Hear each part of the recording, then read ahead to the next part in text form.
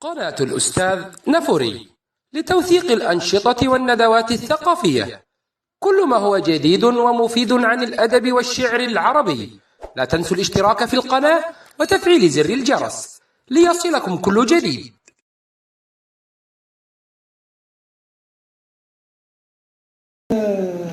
أكيد بغينا نسمعوا بعض من هذه التساؤلات ولا بعض من التعليقات اللي تارتكم وانتم كتسمعوا العرض ديال الأستاذ إسماعيل، ويسعدنا كثيرا أن نبدأ بسيداتنا الأستاذة الفاضلة سعاد. تفضلي.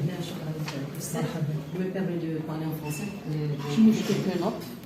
Donc j'essaie. Donc comment la morale politique a changé l'homme. C'est ça la discussion d'aujourd'hui. Donc avant de discuter, on peut poser la question, la morale et la politique sont-elles compatibles? Donc pour répondre à cette question, il s'avère important de répondre à la question, peut-on concilier le pouvoir et la bonne conscience? On parle ici de la morale au service de la politique. Ce qui va générer une autre question.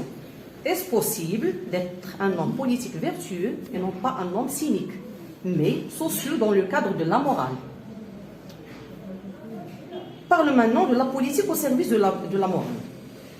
Donc la conscience morale peut être choquée par le réalisme dans la mesure que ce dernier semble inacceptable, car la morale semble condamner toute forme de ruse et de duperie, qui sont immorales.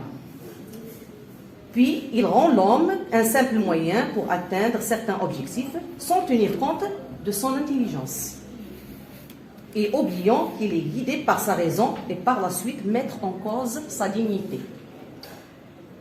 Donc, comme vous avez dit, respectez au moins l'être humain.